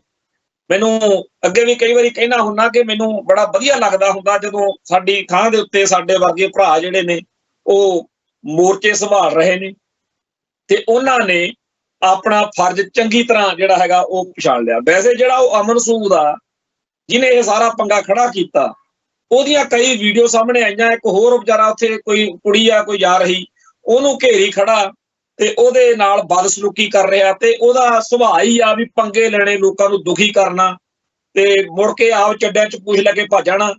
ਤੇ ਅੱਜ ਪੂਰੇ ਪੰਜਾਬ ਦੇ ਵਿੱਚ ਜਿਸ ਤਰੀਕੇ ਨਾਲ ਸਿੱਖ ਹੱਕਾਂ ਦੀ ਗੱਲ ਕਰਨ ਵਾਲੇ, ਪੰਥ ਦੀ ਚਿੰਤਾ ਕਰਨ ਵਾਲੇ ਸਿੱਖ ਨੌਜਵਾਨ ਮੈਦਾਨ ਵਿੱਚ ਆਏ ਹੋਏ ਨੇ, ਤੇ ਕਈਆਂ ਦੇ ਫੋਨ ਆਉਂਦੇ ਆ ਕਿ ਸਾਨੂੰ ਜੀ CID ਵਾਲਿਆਂ ਦਾ ਫੋਨ ਆਇਆ, ਤੇ ਉਹ ਸਿਰਫ ਇੱਕ ਰਿਕਾਰਡ 'ਚ ਦੱਸਣ ਲਈ ਵੀ ਕੱਲ ਨੂੰ ਕੋਈ ਗੱਲ ਹੋ ਜੇ ਤਾਂ ਸਾਨੂੰ ਪਤਾ ਹੋਵੇ। ਮੈਂ ਕਹਿ ਵੀ ਦਿੰਦਾ ਵੀ ਸਾਰੇ ਪਾਸੇ ਸਾਨੂੰ ਦੱਸ ਕੇ ਰੱਖਿਆ ਕਰੋ ਤਾਂ ਕਿ ਅਸੀਂ ਗੱਲ ਨੂੰ ਅੱਗੇ ਕਰਨ ਜੋਗੇ ਹੋਈਏ। ਸੋ CID ਵਾਲੇ ਅੱਗੇ ਜਦੋਂ ਕਿਸੇ ਦੇ ਘਰ ਚਲੇ ਜਾਂਦੇ ਸੀ, ਲੋਕ ਡਰ ਜਾਂਦੇ ਸੀ। ਅੱਜ ਸਿੱਖ ਨੌਜਵਾਨਾਂ 'ਚ ਇਸ ਗੱਲ ਦਾ ਹੈਗਾ ਵੀ ਕੋਈ ਗੱਲ ਨਹੀਂ, ਤੁਸੀਂ ਵੀ ਚਾਲ ਲਾ ਲਓ। ਅੱਗੇ ਡਰ ਜਾਂਦੇ ਸੀ ਲੋਕ ਕਿ ਸਾਡੇ ਪੁਲਿਸ ਵਾਲੇ ਆ ਗਏ। ਅੱਜ ਅਗਲਾ ਕਹਿੰਦਾ ਵੀ ਠੀਕ ਆ ਭਾਈ, ਤੁਸੀਂ ਵੀ ਆਪਦੀ ਫਾਈਲ ਜੀ ਬਣਾ ਕੇ ਰੱਖਣੀ ਆ, ਅਸੀਂ ਆਪਦੀ ਕੌਮ ਦੀ ਗੱਲ ਕਰਨੀ ਆ ਤੇ ਕਰਦੇ ਰਹਿਣਾ। ਸੋ ਜਿਹੜਾ ਇਹ ਮਸਲਾ, ਇਹਦੇ ਵਿੱਚ ਅੱਗੇ ਅਜੇ ਗੱਲ ਤੁਰੇਗੀ, ਵਧੇਗੀ, ਕਿਉਂਕਿ ਜਿਹੜੀ ਹਿਮਾਚਲ ਦੀ ਸਿਚੁਏਸ਼ਨ ਆ, ਉੱਥੇ ਕਾਂਗਰਸ ਦੀ ਸਰਕਾਰ ਜਿਹੜੀ ਆ, ਉਹਦੇ ਲਈ ਵਿਪਤਾ ਖੜੀ ਕਰਨ ਲਈ BJP ਨੇ ਇਸ ਤਰੀਕੇ ਨਾਲ ਪੱਤੇ ਖੇਡਣੇ ਸ਼ੁਰੂ ਕੀਤੇ ਹੋਏ ਨੇ ਕਿ ਉੱਥੇ ਸਿੱਖਾਂ ਦਾ ਤੇ ਕਾਂਗਰਸ ਦੀ ਸਰਕਾਰ ਦਾ ਸਿੱਧਾ ਟਕਰਾਅ ਹੋ ਜੇ। ਪੰਜਾਬ ਦੇ ਵਿੱਚ ਵੀ ਆਮ ਆਦਮੀ ਪਾਰਟੀ ਕੋਈ ਪੰਗਾ ਖੜਾ ਕਰੇ। ਕੁੱਲ ਮਿਲਾ ਕੇ ਇਹਦੇ ਪਿੱਛੇ ਕਈ ਸਾਜ਼ਿਸ਼ਾਂ, ਕਈ ਵਿਉਂਤਾਂ ਨੇ, ਪਰ ਇਹ ਗੱਲ ਇੰਨੀ ਸੌਖੀ ਨਿਬੜਨ ਵਾਲੀ ਲੱਗਦੀ ਨਹੀਂ। ਜਿਸ ਤਰੀਕੇ ਨਾਲ ਗੱਲ ਤੁਰ ਪਈ ਆ, ਜਾਂ ਹੁਣ ਟਾਂਡਿਆਂ ਵਾਲੀ ਰਹੂ ਜਾਂ ਭਾਂਡਿਆਂ ਵਾਲੀ। ਸਿੱਖਾਂ ਨੇ ਤਾਂ ਸੰਤ ਭਿੰਡਰਾਂ ਵਾਲਿਆਂ ਨੂੰ ਜਾਂ ਖਾਲਿਸਤਾਨ ਨੂੰ ਤਿਆਗਣਾ ਨਹੀਂ, ਤੇ ਉਸ ਬਿਮਾਰੀ ਦੇ ਜਿਹਨਾਂ 'ਚ ਕੀਟਾਣੂ ਬੜੇ ਹੋਏ ਨੇ ਕਿ ਜੀ ਅਸੀਂ ਤਾਂ ਜੀ ਇੱਥੇ ਸੰਤਾਂ ਦੀ ਫੋਟੋ ਬਰਦਾਸ਼ਤ ਨਹੀਂ ਕਰਨੀ, ਉਹਨਾਂ ਨੂੰ ਜ਼ਰੂਰ ਐਤਕੀ ਪੱਧਰੇ ਪਾਇਆ ਜਾਊਗਾ। ਕਿਉਂਕਿ ਹਰ ਸਾਲ ਇਹ ਸਿਆਪਾ ਜਿਹਾ ਖੜਾ ਕਰਕੇ ਮੁੜ ਕੇ ਟੀਟਾਂ ਜੀ ਕਰਕੇ ਪੈ ਜਾਂਦੇ ਨੇ, ਪਰ ਐਤਕੀ ਗੱਲ ਜਿਹੜੀ ਆ ਕਿਸੇ ਕੰਢੇ ਬੰਨੇ ਜ਼ਰੂਰ ਲੱਗੂਗੀ। ਖੈਰ, ਇੱਕ ਹੋਰ ਬੜਾ ਜ਼ਰੂਰੀ ਮਸਲਾ ਹੈ ਕਿ ਪਿਛਲੇ ਦਿਨੀ ਇੱਕ ਫੌਜ ਦੇ ਕਰਨਲ ਤੇ ਉਹਦੇ ਬੇਟੇ ਨੇ ਦਿੱਲੀੋਂ ਆਉਣਾ ਸੀ, ਕਿਉਂਕਿ ਪਟਿਆਲੇ ਉਹਦੀ ਜੀਵਨ ਸਾਥਣ ਬੀਬੀ, ਬਾਕੀ ਬਜ਼ੁਰਗ ਪਰਿਵਾਰ ਦੇ ਮੈਂਬਰ ਆ, ਇੱਥੇ ਉਹਨਾਂ ਕੋਲ ਉਹਨੂੰ ਰਹਿਣਾ ਪੈ ਰਿਹਾ। ਤੇ ਉਹ ਦਿਨ ਤਿਉਹਾਰ ਤੇ ਜਾਂ ਕਿਤੇ ਐਤਵਾਰ ਵਗੈਰਾ ਨੂੰ ਆ ਜਾਂਦਾ ਹੋਣਾ। ਫੌਜ ਦਾ ਕਰਨਲ ਆ, ਉੱਥੇ ਜੌਬ ਕਰਦਾ। ਉਹ ਆਪਦੇ ਪੁੱਤਰ ਨਾਲ ਜਦੋਂ ਰਾਤ ਨੂੰ ਹਨੇਰੇ ਹੋਏ ਤੇ ਪਹੁੰਚੇ ਆ ਪਟਿਆਲੇ, ਤਾਂ ਪਟਿਆਲੇ ਉਹਨੇ ਆਪਦੇ ਘਰ ਕਿਤੇ ਫੋਨ ਕੀਤਾ ਤੇ ਉਹ ਕਹਿੰਦੇ ਹਨੇਰਾ ਜ਼ਿਆਦਾ 12-1 ਵਜੇ ਹੋਏ ਨੇ, 2 ਵਜਣ ਵਾਲੇ ਆ, ਲੇਟ ਕਾਫੀ ਹਨੇਰਾ ਸੀ, ਵੀ ਤੁਸੀਂ ਬਾਹਰੋਂ ਖਾ ਪੀ ਕੇ ਆਇਓ। ਉਹ ਕਿਤੇ ਉਹਨਾਂ ਦੇ ਦਿਮਾਗ 'ਚ ਆਇਆ ਵੀ ਇੱਥੇ ਕੋਈ ਮੈਗੀ ਬਣਦੀ ਆ, ਕਿਤੇ ਮੈਗੀ, ਉਹ ਉੱਥੇ ਢਾਬੇ ਤੇ ਮੈਗੀ ਖਾਣ ਚਲੇ ਗਏ ਪਿਓ ਪੁੱਤ। ਹੁਣ ਫੌਜ ਦਾ ਕਰਨਲ ਤੇ ਉਹਦਾ ਜਵਾਨ ਬੇਟਾ ਉਹ ਆਪਦੇ ਮੂਡ 'ਚ ਉੱਥੇ ਜਦੋਂ ਮੈਗੀ ਖਾਣ ਗਏ, ਉਹਨਾਂ ਦੀ ਮਾੜੀ ਕਿਸਮਤ ਤੇ ਪੰਜਾਬ ਪੁਲਿਸ ਦੀ ਉਹ ਟੀਮ ਜਿਨ੍ਹਾਂ ਨੇ ਸ਼ੀਹਾਂ ਦੌਰ ਖੰਨੇ ਜ਼ਿਲ੍ਹੇ ਦੇ ਵਿੱਚ, ਖੰਨੇ ਇਲਾਕੇ ਦੇ ਵਿੱਚ ਜਿਹੜਾ ਬੱਚੇ ਦਾ ਪਿਛਲੇ ਦਿਨੀ ਅਗਵਾ ਹੋ ਗਿਆ ਸੀ, ਉਹ ਟੀਮ ਜਿਹਨੇ ਇਸ ਮੌਕੇ ਐਕਟ ਕਰਕੇ, ਕਾਰਵਾਈ ਕਰਕੇ ਉੱਥੇ ਉਹ ਬੱਚੇ ਨੂੰ ਛੁਡਾਇਆ, ਜਿਹੜੀ ਪੁਲਿਸ ਪਾਰਟੀ ਨੇ ਐਨਕਾਊਂਟਰ ਕਰਕੇ ਉੱਥੇ ਇੱਕ ਮੁੰਡੇ ਦਾ ਜਿਹੜਾ ਕੈਨੇਡਾ ਤੋਂ ਆਇਆ ਸੀ ਕਤਲ ਕਰ ਮਾਰਿਆ ਗਿਆ, ਉਹ ਘਟਨਾ ਭਾਵ ਦੀ ਥਾਂ ਤੇ ਆ। ਪਰ ਇਹਨਾਂ ਬਾਰੇ ਹੁਣ ਪਤਾ ਲੱਗਦਾ ਵੀ ਇਹ ਜਿਹੜੀ ਟੀਮ ਆ ਪੁਲਿਸੀਆਂ ਦੀ, ਇਹ ਪਟਿਆਲਾ ਪੁਲਿਸ ਦੀ ਬੜੀ ਬਲੂ ਆਈਡ, ਜਿਵੇਂ ਕਹਿੰਦੇ ਆ ਨਾ ਵੀ ਉਹਨਾਂ ਦੇ ਬੜੇ ਚਹੇਤੇ ਅਫਸਰ ਨੇ। ਨਾਨਕ ਸਿੰਘ ਦਾ, ਮਨਦੀਪ ਸਿੰਘ ਸਿੱਧੂ ਜਿਹੜੇ ਉੱਥੇ ਅਫਸਰ ਨੇ, ਉਹਨਾਂ ਨੇ ਬੜੇ ਚਮਲਾਏ ਹੋਏ ਨੇ ਤੇ ਆਏ ਦਿਨ ਹੀ ਕੋਈ ਨਾ ਕੋਈ ਸਿਆਪਾ ਵੀ ਖੜਾ ਰੱਖਦੇ ਆ ਇਹ ਪੁਲਿਸ ਨੇ। ਤੇ ਮੁੜ ਕੇ ਫਿਰ ਜਿਹੜੇ ਵੱਡੇ ਅਫਸਰ ਨੇ ਉਹਨਾਂ ਕੋਲ ਹੀ ਰੌਲਾ ਜਾਣਾ ਹੁੰਦਾ ਬੰਦੇ ਨੇ ਲੈ ਕੇ, ਉਹ ਫਿਰ ਰਾਜੀਨਾਮਾ ਕਰਾ ਦਿੰਦੇ ਆ। ਹੁਣ ਬੜੇ ਲੋਕ ਸਾਹਮਣੇ ਆ ਰਹੇ ਨੇ ਇਸ ਘਟਨਾਕ੍ਰਮ ਤੋਂ ਬਾਅਦ। ਇਹ ਜਿਹੜੀ 10-15 ਜਾਣਿਆਂ ਦੀ ਪੁਲਿਸ ਪਾਰਟੀ ਸੀ, ਜਿਹਦੇ ਵਿੱਚ ਇਹ ਸਾਰੇ ਪੁਲਿਸੀਏ ਜਿਨ੍ਹਾਂ ਨੂੰ ਉਸੇ ਦਿਨ ਹੀ ਲੱਖ ਰੁਪਇਆ ਕਹਿੰਦੇ ਇਨਾਮ ਮਿਲਿਆ, ਬੜੀਆਂ ਤਰੱਕੀਆਂ ਹੋ ਗਈਆਂ, ਇਹ ਸਾਰੇ ਉਸ ਢਾਬੇ ਤੇ ਪਹੁੰਚੇ ਤੇ ਜਾਣਸਾਰ ਇਹਨਾਂ ਨੇ ਉੱਥੇ ਲੋਕਾਂ ਤੇ ਰੋਹ ਪਾਉਣਾ ਸ਼ੁਰੂ ਕਰਤਾ ਵੀ ਗੱਡੀਆਂ ਪਾਸੇ ਕਰੋ, ਇੱਥੇ ਗੱਡੀ ਕਿਉਂ ਲਾਈ ਆ, ਫਲਾਣ ਠੀਕ, ਐਵੇਂ ਬਸ ਹਵਾ 'ਚ ਫੁਗਰੀ 'ਚ। ਤੇ ਉਸ ਬਜ਼ੁਰਗ ਕਰਨਲ ਦਾ ਤੇ ਉਹਦੇ ਬੇਟੇ ਦਾ ਉੱਥੇ ਆਰਡਰ ਦਿੱਤਾ ਹੋਇਆ ਸੀ ਤੇ ਆਰਡਰ ਲੈ ਕੇ ਉਹਨਾਂ ਨੇ ਜਾਂ ਗੱਡੀ 'ਚ ਲੈ ਕੇ ਘਰ ਨੂੰ ਜਾਣਾ ਹੋਊ ਜਾਂ ਬਹਿ ਕੇ ਖਾਣਾ ਹੋਊ, ਜੋ ਵੀ ਕੁਛ ਸੀਗਾ। ਪਰ ਇਹਨਾਂ ਨੂੰ ਬੜਾ ਉਹਦੇ ਉੱਤੇ ਤਾ ਚੜਿਆ ਕਿ ਇਹ ਇੱਥੇ ਕਿਉਂ ਬੈਠੇ ਆ, ਜਾਂ ਸਾਡੀ ਗੱਲ ਸੁਣ ਕੇ ਗੱਡੀ ਨਹੀਂ ਪਾਸੇ ਕੀਤੀ। ਕੋਈ ਇਹਨਾਂ ਨੇ ਗੱਲ, ਕੋਈ ਬਾਤ ਨਹੀਂ। ਉਹ ਵੀਡੀਓ ਦੇਖ ਕੇ ਬੰਦਾ ਦਹਿਲ ਜਾਂਦਾ, ਜਿਵੇਂ ਮਤਲਬ ਕਿ ਬੇਕਿਰਕੀ ਤੇ ਬੇਰਹਿਮੀ ਨਾਲ ਇਹਨਾਂ ਨੇ ਜਿਵੇਂ ਫੁੱਟਬਾਲ ਦੇ ਠੁੱਡੇ ਮਾਰੀਦੇ ਆ। ਉਹ ਬੇਹੋਸ਼ ਹੋਇਆ ਪਿਆ ਕਰਨਲ, ਉਹਦਾ ਮੁੰਡਾ ਅੱਡ, ਇਹਨਾਂ ਜਲਾਦਾਂ ਵਾਂਗੂ ਇਹਨਾਂ ਨੇ ਕੁੱਟਿਆ। ਇਹ ਵੀਡੀਓ ਜਿਹੜੀ ਆ ਉਹ ਕਰਨਲ ਦੀ, ਕਟਾਪੇ ਦੀ ਤੇ ਉਹਦੇ ਬੇਟੇ ਦੀ, ਉਹ ਜਿਹੜਾ ਵੀ ਬੰਦਾ ਜ਼ਮੀਰ ਵਾਲਾ ਦੇਖਦਾ ਉਹ ਲਾਹਣਤਾਂ ਪਾਉਂਦਾ ਪਹਿਲਾਂ ਤਾਂ ਇਸ ਮੁਲਕ ਦੇ ਸਿਸਟਮ ਨੂੰ।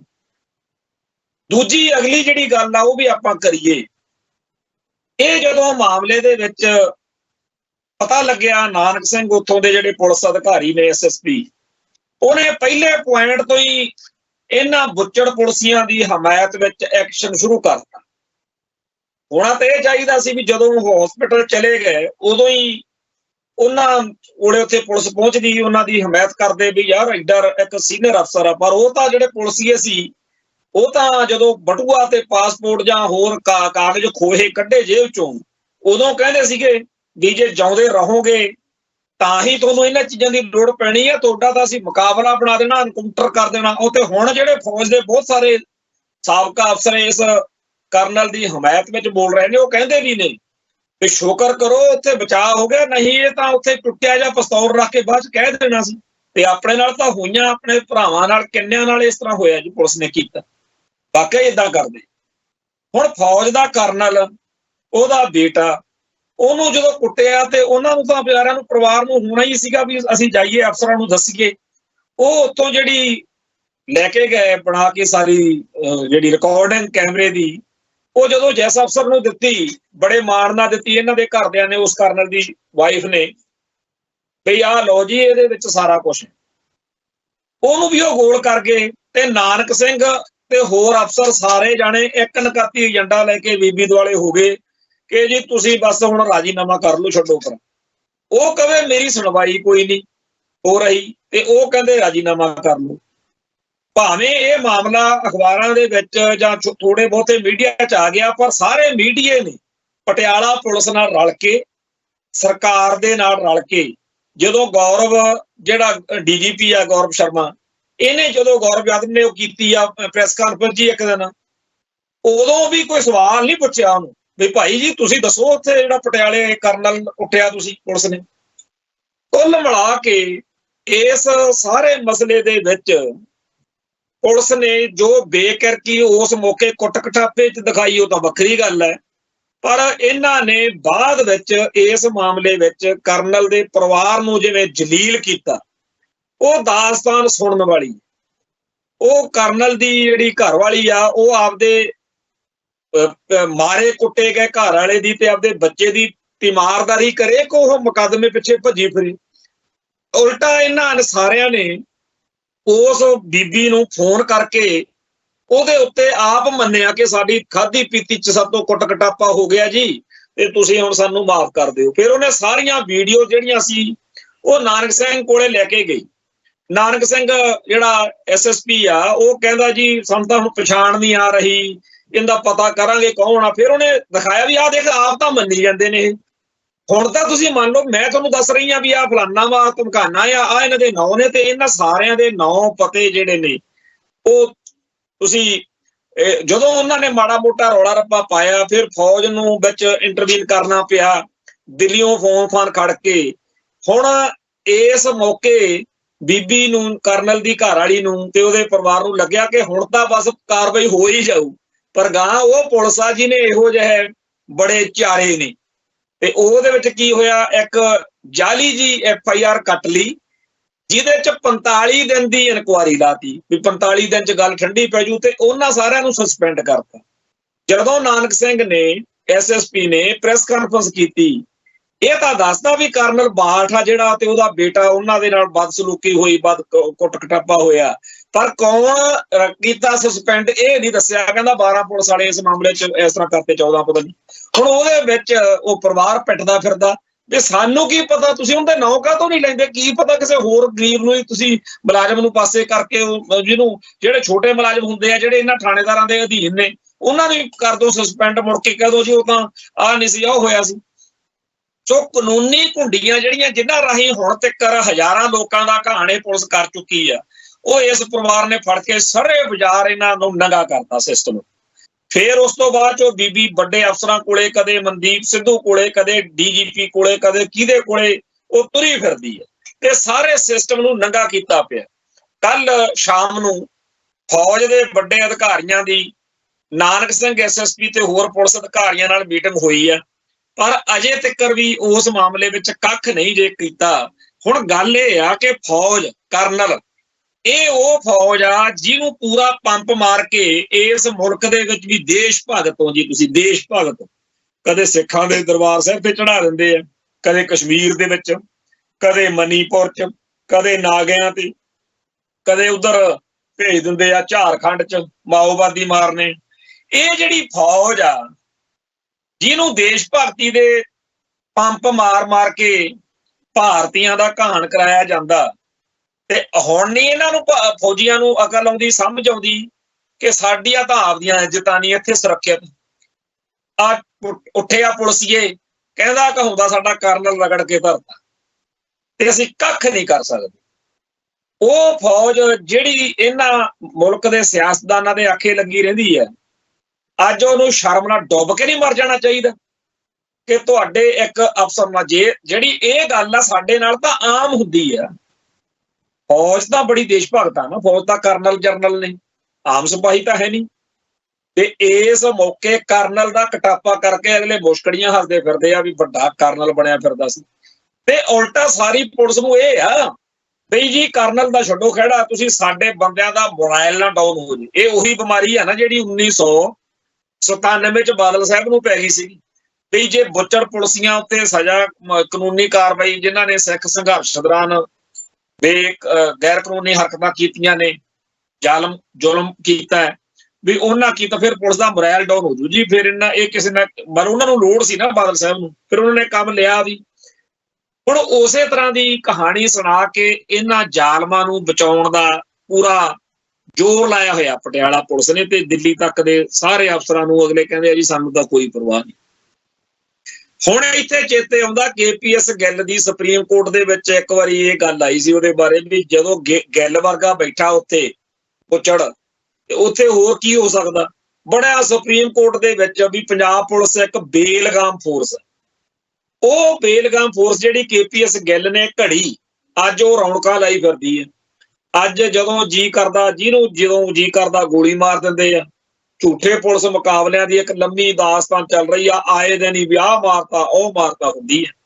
ਤੇ ਇਸ ਮਾਹੌਲ ਦੇ ਵਿੱਚ ਪਟਿਆਲੇ ਦੇ ਵਿੱਚ ਉਸ ਕਰਨਲ ਦੇ ਪਰਿਵਾਰ ਦੀ ਦਾਸਤਾਨ ਸੁਣ ਕੇ ਹਰੇਕ ਬੰਦਾ ਇਹ ਕਹਿੰਦਾ ਵੀ ਜੇ ਫੌਜੀਆਂ ਨਾਲ ਜਿਹੜੇ ਮੁਲਕ ਦੇ ਰਾਖੇ ਬਣੇ ਫਿਰਦੇ ਆ ਦੇਸ਼ ਭਗਤ, ਜੇ ਉਹਨਾਂ ਦੀ ਨਹੀਂ ਸੁਣਵਾਈ ਹੋ ਰਹੀ ਤੇ ਸਾਡੀ ਆਮ ਬੰਦੇ ਦੀ ਕੀ ਸੁਣਵਾਈ ਹੋਣੀ। ਹੁਣ ਇਸ ਗੱਲ ਤੋਂ ਜਿਨ੍ਹਾਂ ਦੇ ਪਰਿਵਾਰਕ ਮੈਂਬਰ ਪੁਲਿਸ 'ਚ ਨੇ, ਉਹ ਭਰਾ ਸਾਡੇ ਪੰਜਾਬ ਦੇ ਜਿਹੜੇ ਹੈਗੇ ਆ, ਉਹ ਵੀ ਖਿਆਲ ਕਰ ਲੈਣ ਕਿ ਤੁਹਾਡੇ ਪੁੱਤ, ਤੁਹਾਡੇ ਘਰ ਵਾਲੇ, ਤੁਹਾਡੇ ਪਰਿਵਾਰ ਦੇ ਇਹ ਮੈਂਬਰ ਜਿਹੜੇ ਪੁਲਿਸ 'ਚ ਨੇ, ਇਹ ਕੀ ਰਹੇ ਨੇ। ਇਹਨਾਂ ਨੇ ਹੀ ਪਹਿਲਾਂ ਨਕਸਲਾਈਟ ਲਹਿਰ ਮੌਕੇ ਸਾਡੀ ਕੌਮ ਦੀ ਜਵਾਨੀ ਮਾਰੀ। ਇਹਨਾਂ ਹੀ ਪੁਲਿਸੀਆਂ ਨੇ ਖਾਕੀ ਵਰਦੀ ਪਾ ਕੇ ਸਾਡੇ ਭਾਈਚਾਰੇ ਦਾ 78 ਤੋਂ ਕਤਲੇਆਮ ਕੀਤਾ। ਇਹੀ ਹੁਣ ਕਰਨਲ ਜਨਰਲਾਂ ਨੂੰ ਪੈ ਗਏ। ਤੇ ਇਸ ਗੱਲ ਤੋਂ ਜੇ ਕਿਸੇ ਨੇ ਅਕਲ ਲੈਣੀ ਹੋਵੇ, ਉਹ ਸਿੱਖ ਲਵੇ ਵੀ ਖਾਕੀ ਵਰਦੀ ਤੇ ਦਿੱਲੀ ਦਰਬਾਰ ਇਹ ਆਪਸ ਵਿੱਚ ਹੀ ਜਿਹੜਾ ਹਕੂਮਤੀ ਨਿਜ਼ਾਮ ਲਈ ਫਿਰਦੇ ਆ ਨਾ, ਕਿਹਾ ਤਾਂ ਇਹ ਜਾਂਦਾ ਜੀ ਬੜੀ ਵੱਡੀ ਡੈਮੋਕ੍ਰੇਸੀ ਆ। ਇਹ ਜਿਹੜਾ ਲੋਕਤੰਤਰ ਦਾ ਛੁਣਛਣਾ ਜਿਹਾ, ਇਹਦੇ 'ਚ ਕੱਖ ਨਹੀਂ ਹੈ। ਜਿਹਦੀ ਡਾਂਗ ਆ ਉਹਦੀ ਮੱਝ ਆ। ਤੁਹਾਡੇ ਸਾਹਮਣੇ ਆ, ਕਾਨੂੰਨਾਂ ਦੇ ਲਈ ਫਿਰਦੇ ਹੋ ਜੀ। ਇੱਥੇ ਖਾਲਿਸਤਾਨ ਕਿਹਾ ਹੋਇਆ ਅਦਾਲਤਾਂ ਨੇ, ਕਹਿ ਸਕਦੇ ਹੋ। ਸੰਤ ਭਿੰਡਰਾਂ ਵਾਲੇ ਸੁਣਦੇ ਆ, ਉਹ ਕਹਿੰਦੇ ਸਾਡੀ ਡਾਂਗ ਆ ਤੇ ਸਾਡੀ ਮੱਝ ਆ। ਉਹ ਧੇਲੇ ਦਾ ਲਾਲਾ ਨੀਗਾ ਜਿਹੜਾ ਕਹਿੰਦਾ ਮੈਂ ਦੱਸੂਗਾ ਵੀ ਸੰਤ ਭਿੰਡਰਾਂ ਵਾਲਿਆਂ ਨੂੰ ਤੁਸੀਂ ਕੀ ਕਹਿਣਾ। ਕਿਉਂਕਿ ਇਹ ਵੀ ਇੱਕ ਬਿਮਾਰੀ ਆ ਨਾ ਉਸ ਹਿੰਦੂ ਚੇਤਨਾ ਨੂੰ, ਕਿ ਸਿੱਖਾਂ ਨੇ ਕਿਹਨੂੰ ਕੀ ਮੰਨਣਾ, ਅਸੀਂ ਦੱਸਾਂਗੇ। ਤੁਸੀਂ ਕੌਣ ਹੋ ਜੀ ਡਿਸਾਈਡ ਕਰਨ ਵਾਲੇ ਸਿੱਖ ਵੀ ਤੁਸੀਂ ਕਿਹੜੇ ਵੇਲੇ ਕੀ ਖਾਣਾ ਤੇ ਕੀ ਪਹਿਨਣਾ? ਉਹ ਤਾਂ ਅਸੀਂ ਦੱਸਿਆ ਕਰਾਂਗੇ। ਤਾਂ ਉਸ ਬਿਮਾਰੀ ਦੇ ਤਹਿਤ, ਉਸ ਰੋਗ ਦੇ ਤਹਿਤ ਹੀ ਇਸ ਵੇਲੇ ਇਹ ਚੱਲ ਰਿਹਾ ਕਿ ਜੀ ਇਸ ਮੁਲਕ ਦੇ ਸਮੁੱਚੇ ਢਾਂਚੇ ਦੇ ਵਿੱਚ ਇੱਕ ਬਹੁਤ ਵੱਡਾ ਨੁਕਸ, ਬਹੁਤ ਵੱਡਾ ਵਿਗਾੜ ਆਇਆ ਹੋਇਆ। ਚਾਹੇ ਫੌਜ ਵਾਲੇ ਨੇ, ਉਹਨਾਂ ਦਾ ਤੁਸੀਂ ਦੇਖਿਆ ਹੀ ਆ ਨਾ, ਆ ਜਿਹੜਾ ਗੁਰਪਤਵੰਤ ਸਿੰਘ ਪੰਨੂ ਨੇ ਗੱਲ ਦੱਸੀ ਆ ਸਾਰਿਆਂ ਦੇ ਸਾਹਮਣੇ ਵੀ ਕਸ਼ਮੀਰ ਦੇ ਵਿੱਚ ਚਿੱਠੀ ਸਿੰਘਪੁਰੇ ਦੇ ਵਿੱਚ ਜਿਹੜੀ ਪੁਲਿਸ ਫੌਜ ਦੀ ਟੁਕੜੀ ਤੋਂ ਉਹ ਕਤਲੇਆਮ ਕਰਵਾਇਆ ਗਿਆ ਸੀ, ਡੋਭਾਲ ਨੇ ਕਰਵਾਇਆ ਸੀ, ਉਦੋਂ ਬੀਜੇਪੀ ਦਾ ਰਾਜ ਸੀ। ਉਹ ਜਿਹੜਾ ਕਤਲੇਆਮ ਬਿਲ ਕਲਿੰਟਨ ਦੇ ਆਉਣ ਤੇ ਕੀਤਾ ਗਿਆ, ਉਹਦਾ ਮੁੱਖ ਗਵਾਹ ਜਿਹਦੀ ਕਮਾਂਡ ਹੇਠ ਉਦਣ ਰਠੌੜ ਦੀ 'ਚ ਇਹ ਸਾਰਾ ਕੁਝ ਹੋਇਆ, ਉਹ ਵਿਚਾਰਾ ਜਾਨ ਲੁਕਾਉਂਦਾ ਭੱਜਿਆ ਫਿਰਦਾ। ਉਹੋ ਜਿਹੇ ਹੋਰ ਬੜੇ ਆ ਜਿਨ੍ਹਾਂ ਤੋਂ ਪਹਿਲਾਂ ਕੰਮ ਲੈਂਦੇ ਆ ਫਿਰ ਮਾਰ ਦਿੰਦੇ ਆ। ਜਿਹਨੂੰ ਪਤਾ ਲੱਗ ਜਾਂਦਾ ਉਹ ਰਠੌੜ ਵਾਂਗੂ ਭੱਜਿਆ ਫਿਰਦਾ ਜਾਨ ਲੁਕਾਉਣ ਦੇ ਲਈ। ਸ਼ੁਕਰ ਆ ਉਹਨੇ ਇਹ ਸਾਰੀ ਗੱਲ ਦੱਸਦੀ। ਇਹੋ ਜਿਹੇ ਹੋਰ ਬੜੇ ਕਰਨਲ ਜਰਨਲ ਨੇ ਜਿਨ੍ਹਾਂ ਨੇ ਭਾਰਤ ਦੇ ਵਿੱਚ ਇੰਡੀਅਨ ਸਟੇਟ ਦੇ ਕਹਿਣ ਤੇ ਬਹੁਤ ਕੁਝ ਕੀਤਾ। ਇਵੇਂ ਹੀ ਇਹ ਜਿਹੜੇ ਪੁਲਿਸ ਵਾਲੇ ਨੇ, ਇਹਨਾਂ ਨੂੰ ਵੀ ਇਹ ਠੇਕਾ ਦਿੱਤਾ ਹੋਇਆ ਵੀ ਤੁਸੀਂ ਬਸ ਮਾਰੀ ਚੱਲੋ, ਅਸੀਂ ਆਪੇ ਸਾਂਭਾਂਗੇ। ਹੁਣ ਜੇਕਰ ਤਾਂ ਕਿਸੇ ਆਮ ਬੰਦੇ ਦੀ ਗੱਲ ਹੁੰਦੀ, ਆਮ ਸਿਵਲਨ ਬੰਦੇ ਨੇ ਮਤਲਬ ਕੋਈ ਹੁੰਦੀ, ਹੁਣ ਨੂੰ ਤਾਂ ਉੱਥੇ ਸਟੋਰੀ ਮੜ ਦੇਣੀ ਸੀਗੀ। ਜਾਂ ਤਾਂ ਇਹ ਕਹਿਣਾ ਸੀ ਉਹਨੇ ਨਾਨਕ ਸਿੰਘ ਨੇ, ਉਹ ਮੁੰਡਾ ਜਿਹਦੇ ਨਾਲ ਪਹਿਲੋਂ ਕੁੱਟ ਕਟਾਪਾ ਕਰਨ ਵਾਂਗੂ ਹੋਇਆ ਹੋਣਾ ਸੀ ਨਾ, ਉਹਨੂੰ ਇੰਨਾ ਕਿ ਜਲੀਲ ਕਰਨਾ ਸੀ। ਪ੍ਰੈਸ ਦੇ ਸਾਹਮਣੇ ਉਹਨੇ ਆ ਕੇ ਕਹਿਣਾ ਸੀਗਾ ਬਈ ਜੀ ਮੈਂ ਵਾਕਿਆ ਹੀ ਜਿਵੇਂ ਇਹ ਅਫਸਰਾਂ ਨੇ ਕਿਹਾ ਹੈਗਾ, ਮੈਂ ਤਾਂ 5 ਲੱਖ ਰੁਪਇਆ ਲੈਣਾ ਕੀਤਾ ਸੀਗਾ ਜੀ। ਉਹ ਜਿਹੜਾ ਅਗਵਾਕਾਰ ਨੇ ਸਿੰਘਾਂ ਦੌਦ ਵਾਲੇ ਬੱਚੇ ਦੇ, ਮੈਂ ਤਾਂ ਉਹਨਾਂ ਦਾ ਕਰਿੰਦਾ ਜੀ, ਮੈਂ ਤਾਂ ਉਹਨਾਂ ਨਾਲ ਰਲਿਆ ਹੋਇਆ। ਮੈਨੂੰ ਤਾਂ ਜੀ ਫਿਰ ਉਹਨਾਂ ਨੇ ਕਿਹਾ ਸੀਗਾ ਪੁਲਿਸ ਨੂੰ ਬਦਨਾਮ ਕਰ, ਮੈਨੂੰ ਕੋਈ ਨਹੀਂ ਕੁੱਟਿਆ, ਮੈਂ ਕੋਈ ਵੀਡੀਓ ਜਿਹੜੀ ਆ ਉਹ ਨਹੀਂ ਦੇਖੀ ਜੀ। ਮੈਨੂੰ ਤਾਂ ਲੋਕਾਂ ਨੇ, ਪ੍ਰੈਸ ਵਾਲਿਆਂ ਨੇ ਕਹਿਣਾ ਸੀ ਆ ਤੇਰੀ ਵੀਡੀਓ ਆ। ਉਹ ਕਹਿੰਦਾ ਨਹੀਂ ਨਹੀਂ ਮੈਨੂੰ ਪਤਾ, ਤੁਸੀਂ ਝੂਠੀ ਗੱਲ ਕਹਿੰਦੇ। ਤੇ ਜਦੋਂ ਪ੍ਰੈਸ ਨੇ ਮੁੜ ਜਾਣਾ ਸੀਗਾ ਵੀ ਉਹ ਤਾਂ ਜੀ ਅਕਵਾਲੇ ਜੁਰਮ ਆਪ ਕਰਦਾ ਵੀ ਮੈਂ ਤਾਂ ਉਹਨਾਂ ਨਾਲ ਰਲਿਆ, ਇਹੀ ਕਹਾਣੀਆਂ ਬਣਾਉਂਦੇ। ਤੇ ਬਾਅਦ ਵਿੱਚ ਉਹਨੇ ਵਿਚਾਰੇ ਨੇ ਨਿੰਮੋ ਝੂਣਾ ਜਿਹਾ ਹੋ ਕੇ ਕਹਿਣਾ ਸੀ ਨਾਨਕ ਸਿੰਘ ਜੀ SSP ਸਾਹਿਬ, ਹੁਣ ਮੇਰੀ ਘਰ ਵਾਲੀ ਤੇ ਮੇਰੀ ਕੁੜੀ ਨੂੰ ਤਾਂ ਛੱਡ ਦਿਓ। ਇਹ ਗੱਲ ਮੈਂ ਕਿਉਂ ਕਹੀ ਹੈ, ਕਿਉਂ ਕਹਿ ਰਿਹਾ ਮੈਂ? ਇਹ ਕੁਝ ਵਾਪਰਿਆ। ਮੇਰੇ ਇੱਕ ਨਾਭੇ ਜੇਲ੍ਹ ਦੇ ਵਿੱਚ ਨੌਜਵਾਨ ਸੀਗਾ, ਉਹਦਾ ਮੈਂ ਦੇਖਿਆ ਵੀ ਤਰੀਕ ਤੇ ਜਦੋਂ ਜਾਣਾ, ਉਹਦੀ ਸਿੰਘਣੀ ਤੇ ਉਹਦੇ ਪਰਿਵਾਰ ਦੇ ਮੈਂਬਰ ਆਏ ਹੁੰਦੇ ਸੀ। ਉਹ ਅਸੀਂ ਤਾਂ ਆਪਦੇ ਪਰਿਵਾਰਕ ਮੈਂਬਰਾਂ ਨਾਲ ਗੱਲਾਂ ਬਾਤਾਂ ਕਰਨੀਆਂ ਕਰਾਉਣੀਆਂ, 25-30 ਜਾਣਿਆਂ ਨੇ ਤਰੀਕ ਤੇ ਜਦੋਂ ਆਉਣਾ, ਉਹ ਚੁੱਪ ਕਰਕੇ ਖੜਾ ਹੁੰਦਾ ਸੀ। ਉਹਦੀ ਘਰ ਵਾਲੀ ਵੀ ਉਹਦੇ ਕੋਲ ਖੜੀ, ਚੁੱਪ ਗੜੁੱਪ ਜਿਹੇ ਵਿਚਾਰੇ, ਉਵੇਂ ਅੱਧਾ ਘੰਟਾ 20 ਮਿੰਟ ਬਾਹਲਾ ਗੱਲ ਨਹੀਂ ਕਰਦੇ। ਪਹਿਲਾਂ ਮੈਨੂੰ ਲੱਗਾ ਵੀ ਸ਼ਾਇਦ ਇਹਦਾ ਸੁਭਾਅ ਨਹੀਂ ਹੈਗਾ, ਪਰ ਉਹ ਬਾਅਦ ਵਿੱਚ ਦੇਖਿਆ ਵੀ ਆਮ ਤਾਂ ਸਾਡੇ ਨਾਲੋਂ ਬੜਾ ਈਜ਼ੀ ਰਹਿੰਦਾ ਤੇ ਉੱਥੇ ਬੜਾ। ਇੱਕ ਦਿਨ ਮੈਂ ਉਹਦੇ ਨਾਲ ਦੇ ਬੰਦੇ ਨੂੰ ਪੁੱਛਿਆ, ਉਹਨੇ ਵੀ ਉਹੋ ਜਿਹੀ ਗੱਲ ਕੱਚੀ ਪੱਕੀ ਜੀ ਦੱਸੀ। ਅਖੀਰ ਸਾਰੀ ਗੱਲ ਇਹ ਪਤਾ ਲੱਗੀ ਵੀ ਜਦੋਂ ਉਹ ਜਗਰਾਮੀ CIA ਸਟਾਫ ਦੇ ਵਿੱਚ ਸੀਗਾ, ਉਹਨੂੰ ਬੇਰਹਿਮੀ ਨਾਲ, ਬੇਕਿਰਕੀ ਨਾਲ ਕੁੱਟ ਕੇ ਝੂਠਾ ਮਨਾਇਆ ਜਾ ਰਿਹਾ ਸੀ ਵੀ ਆਹ RDX ਤੇਰੀ ਆ ਜਾਂ ਤੂੰ ਫੜਾਈ ਆ। ਉਹ ਨਹੀਂ ਸੀ ਉਸ ਗੱਲ ਤੇ ਆਉਂਦਾ ਵੀ ਮੈਂ ਨਹੀਂ ਇਹ ਗੱਲ ਮੰਨਣੀ ਮੀਡੀਆ ਕੋਲ, ਜਦੋਂ ਮੇਰੇ ਤੋਂ ਫੜੀ ਨਹੀਂ ਗਈ।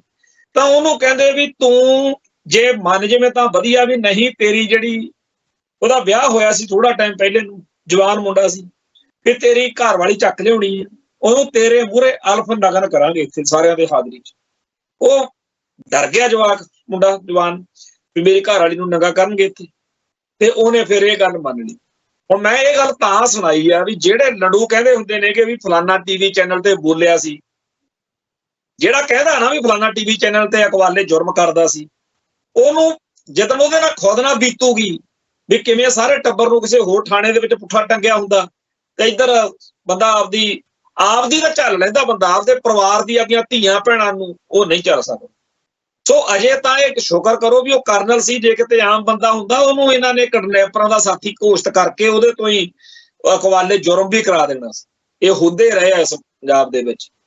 ਤੋ ਜਿਹੜਾ ਹੁਣ ਇਸ ਮੌਕੇ ਬੜਾ ਕਸੂਤਾ ਗੇੜ ਫਸਿਆ ਹੋਇਆ, ਇੱਕ ਪਾਸੇ ਫੌਜ ਜਿਹੜੀ ਆ ਕਰਨਲ ਆ ਉਹਦਾ ਪਰਿਵਾਰ ਆ ਉਹ ਪੂਰਾ ਡਟਿਆ ਹੋਇਆ ਕਿ ਇਹਨਾਂ ਨੂੰ ਸਸਪੈਂਡ ਨਹੀਂ, ਸਾਨੂੰ ਪਤਾ ਤੁਸੀਂ ਇਹਨਾਂ ਨੂੰ ਬਾਅਦ ਚ ਸਾਰਾ ਬਚਾ ਲੈਣਾ, ਕਿਉਂਕਿ ਇੱਥੇ ਇੱਕ ਕਪੂਰਥਲੇ ਇਲਾਕੇ ਦੇ ਵਿੱਚ ਆਪਣੇ ਗੋਂਦਵਾਲ ਸਾਹਿਬ ਦੇ ਕੋਲ ਦੋ ਭਰਾ ਜਿਹੜੇ ਸੀਗੇ, ਉਹਨਾਂ ਨੇ ਮਜਬੂਰ ਹੋ ਕੇ ਪੁਲਿਸ ਦੇ ਹੱਥੋਂ ਜਲੀਲ ਹੋਏ ਸੀ, ਉਹ ਦਰਿਆ 'ਚ ਛਾਲ ਮਾਰਤੀ ਸੀ।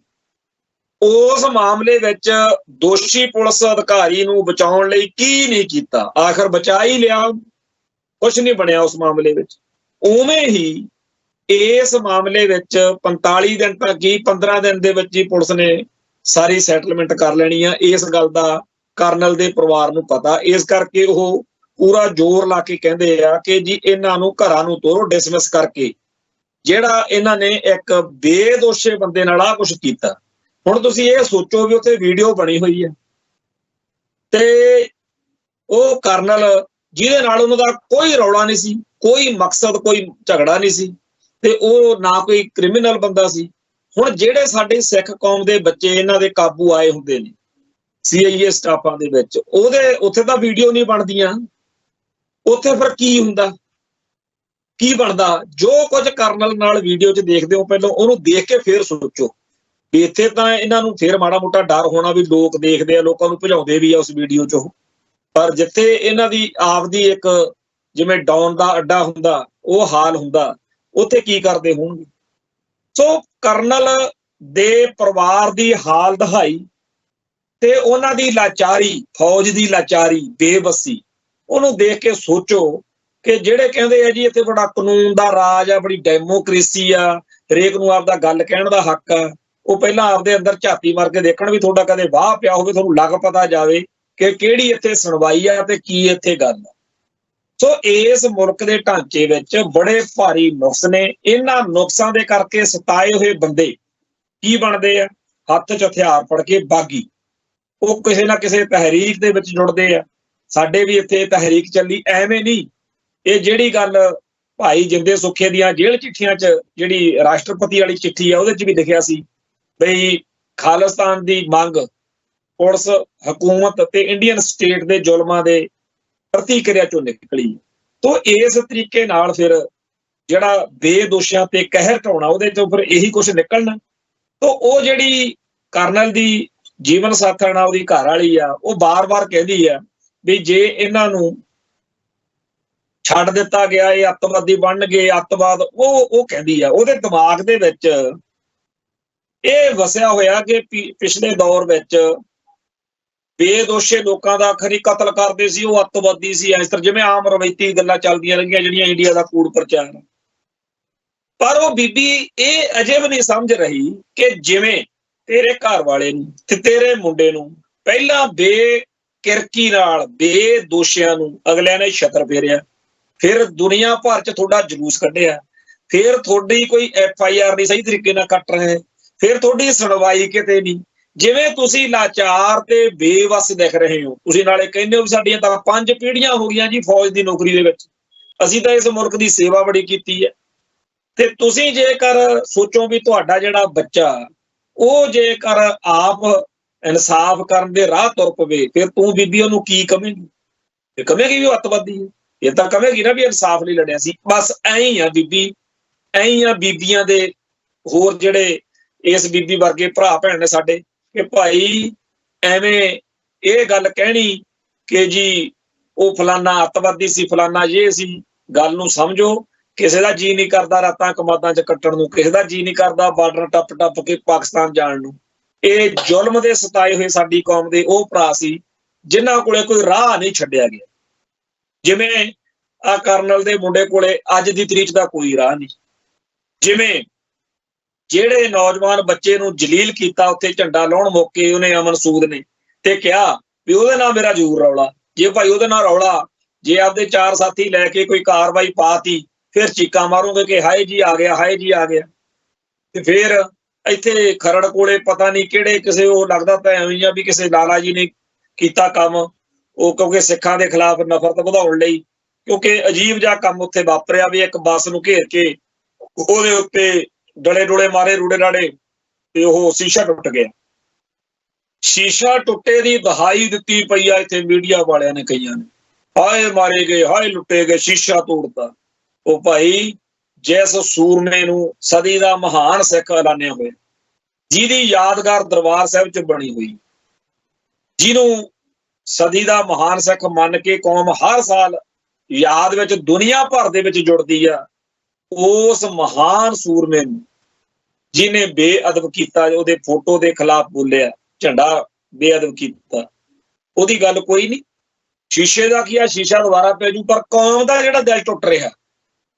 ਜਿਹੜੇ ਕਹਿੰਦੇ ਹੁੰਦੇ ਆ ਜੀ ਇਸ ਮੁਲਕ ਦੇ ਸਿਸਟਮ 'ਚ ਯਕੀਨ ਰੱਖੋ, ਆਹ ਯਕੀਨ ਸਾਰਾ ਮੀਡੀਆ, ਸਾਰੀ ਸਰਕਾਰ ਪਿੱਟਣ ਲੱਗੀ ਹੋਈ ਹੈ। ਪਰ ਸ਼ੁਕਰ ਆ ਅੱਜ ਸਾਡੀ ਕੌਮ ਜਿਹੜੀ ਆ ਉਹ ਇਹੋ ਜਿਹੀ ਨਹੀਂ ਰਹੀ ਕਿ ਐਵੇਂ ਨੀਵੀਂ ਜੀ ਪਾ ਕੇ ਟੀ ਕਰੀ ਜਾਵੇ। ਅੱਜ ਤਾਂ ਅਗਲੇ 21 ਦੇ 41 ਪਾਉਣ ਵਾਲਾ ਕੰਮ ਆ। ਸੱਚੇ ਪਾਤਸ਼ਾਹ ਕਿਰਪਾ ਕਰਨ ਉਹਨਾਂ ਸੂਰਮਿਆਂ ਤੇ ਜਿਨ੍ਹਾਂ ਨੇ ਇਸ ਮੌਕੇ ਕੌਮ ਦੀ ਲੜਾਈ ਜਿਹੜੀ ਆ ਉਹਨੂੰ ਹੱਥਾਂ 'ਚ ਲਿਆ ਹੋਇਆ। ਉਹ ਦਿਨ ਆਉਣ ਜਦੋਂ ਸਾਰੇ ਸੰਸਾਰ ਵਿੱਚ ਖਾਲਿਸਤਾਨ ਦਾ UN ਦੇ ਵਿੱਚ ਝੰਡਾ ਝੂਲੇ, ਉਸ ਦਿਨ ਦੀ ਉਡੀਕ ਵਿੱਚ ਫਤਿਹ ਅੱਜ ਕਰਦਾ ਜੀ। ਨਾਨਕ ਨਾਮ ਚੜ੍ਹਦੀ ਕਲਾ ਤੇਰੇ ਭਾਣੇ, ਸਰਬੱਤ ਦਾ ਭਲਾ। ਵਾਹਿਗੁਰੂ ਜੀ ਕਾ ਖਾਲਸਾ, ਵਾਹਿਗੁਰੂ ਜੀ ਕੀ ਫਤਿਹ।